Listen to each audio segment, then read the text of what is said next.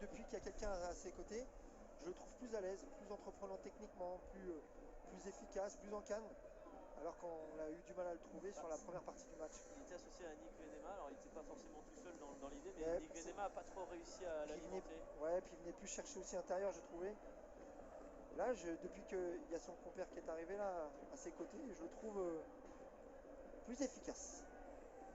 Il y a un changement qui se prépare avec Christ Le Tonneau, joueur prêté par le Stade de Reims, qui va connaître sa première ici à Diochon. Est-ce qu'on va se séparer de Diawo Diarra ou est-ce qu'on va faire souffler Hichem Ferra et apporter un peu de densité devant pour accompagner, je dirais, sortie de Ferra, moi. Oui, je crois que vous avez raison. Ouais. Il va pas prendre le risque de... Parce qu'il est intéressant aussi, Diawara, notamment sur les coups de pied arrêtés, avec sa grande taille. Première intéressante d'Hichem Ferra ici au stade Robert Diochon. Qui confirme sa prestation de la semaine dernière. Ouais, il y a un vrai potentiel. Il y a des repères à prendre sur pas mal de points, on le disait tout à l'heure, mais vraiment une première apparition devant le public des Diables Rouges très intéressante. Et Christ Le Tonneau, alors vu que vous ne pouvez pas le louper parce que je pense que c'est le plus grand joueur sur le terrain là désormais. Plus grand que Poa. Il y a des chances, ouais. Et le voilà, Christ Le Tonneau, prêté par le Stade de Reims cette saison, après avoir été plutôt intéressant. C'était en N3 aussi avec la réserve l'année dernière.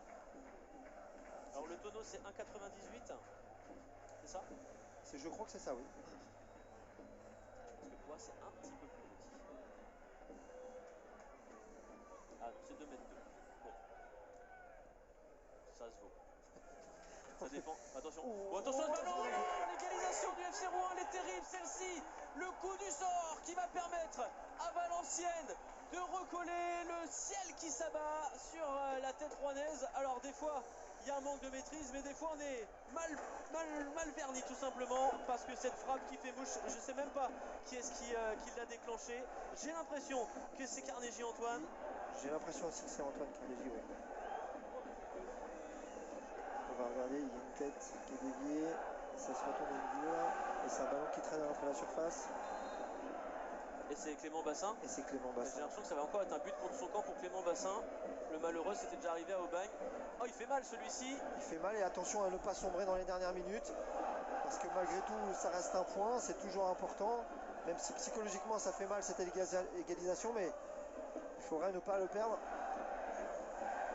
La pauvre défense rouennaise, parce que c'est pas vraiment une erreur là. Hein. C'est d'où ma réaction. D'où ma réaction, mais par contre ce qu'on peut saluer malgré tout, même si c'est pas là-dessus qu'on s'attendait à voir le but, c'est que Valenciennes est récompensé tout simplement de l'audace d'Ahmed Kantari, d'avoir changé son système, d'avoir bouleversé, c'est pas immérité. Non, sur cette dernière minute, c'est pas immérité. Ils y ont cru, et ils ont amené ce supplément d'âme, ce supplément d'état d'esprit aussi, et ils ont été récompensés. Alors c'est pas le plus beau but de l'année. Non.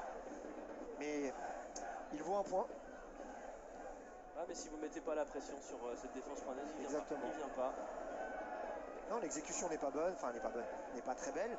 Par contre, tout ce qui est fait avant, voilà, ils ont été récompensés de leurs efforts. Ah bon, on l'a tellement pas vu venir parce qu'on est en train de comparer la taille des joueurs. Attention, pas tout perdre du côté du FCR parce que je pense que Valenciennes aimerait s'offrir une fin de match à la Châteauroux. On rappelle qu'ils étaient allés arracher les 3 points, une victoire 3-1 dans les derniers instants, dans le temps additionnel. Et si c'était le Valenciennes Time qui s'ouvrait, attention à cette frappe qui est bien travaillée, bien enroulée de la part de Maccabi Lille-Pau et Diochon qui maintenant pourrait se dire un point ce serait peut-être pas mal finalement. Là on a senti tout le monde retenir sa respiration ici. Effectivement, là il ne faut pas sombrer, il ne faut pas complètement lâcher mentalement, psychologiquement. Ces dernières 15-20 minutes, c'est plutôt mérité. Ouais, à pas vouloir peut-être jouer les coups à fond, les coups à se retrouver entre deux comme ça.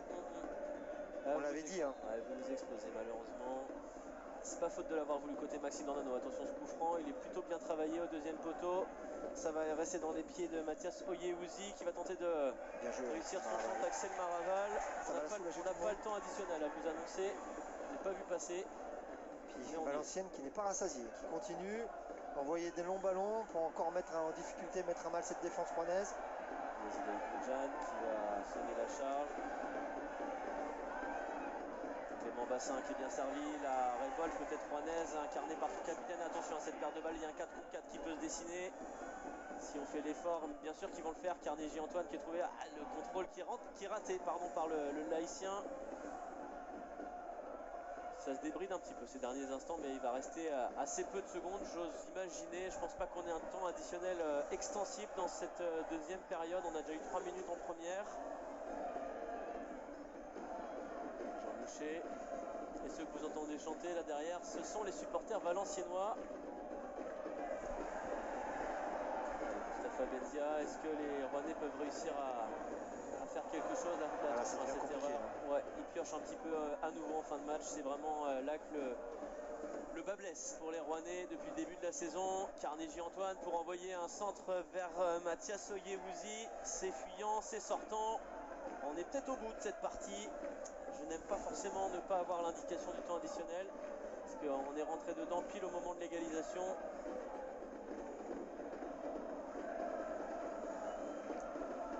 Monsieur Staritz qui va laisser jouer, on ne le voit pas consulter son chronomètre. Paul Lehoux vers Chris Le Tonneau qui va tenter de garder ce ballon, qui réussit à redonner vers Lehoux. Ils vont tenter de forcer leur destin, les joueurs rouennais, avec Bézé Camille pour Diawara Diarra qui se retrouve sur le côté de Diawara Diarra qui a feinté le centre. Diawara Diarra pour peut-être ce centre de Yazid Aïdmoudjan au deuxième poteau. Il y a une reprise qui va être tentée, malheureusement ça sort, c'était Jason Bock. Il y avait une combinaison sur le côté. Et c'est terminé. Valenciennes a cru jusqu'au bout. Valenciennes a tenté. Valenciennes qui réussit à arracher un point ici au stade Robert Diochon. Les destins sont contraires entre ces deux formations. Valenciennes toujours invaincue après. Ça, c'est des clients. On fait le constat avant la fin de cette partie. On va regretter peut-être côté rouennais. On peut être désolé pour la défense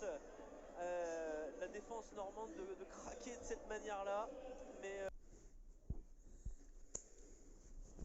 du coup, si vous voulez regarder encore avec moi Valenciennes, moi je tiens pour le LOSC. Mais c'est pour vous les supporters Valenciennes, faites ça.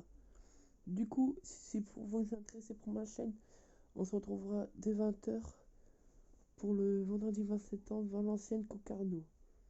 Du coup, voilà, Valenciennes contre 1-1. Voilà, du coup, c'est juste pour vous les Valenciennois. Mais moi, de toute façon, je tiens pour le LOSC. C'est pour vous, je fais ça. Bon bah sur ce, pour vous les supporters valenciennes, on se retrouvera la semaine prochaine. Vous jouez face à Concarneau et nous le LOSC on jouera face à Strasbourg en Ligue 1 et en National il jouera face à Concarneau. Du coup, c'est pas sur ce, mais sur ce, on se retrouvera à la semaine prochaine ou à tout à l'heure peut-être pour faire les jeux vidéo. Et sur ce, au foot, à la semaine prochaine.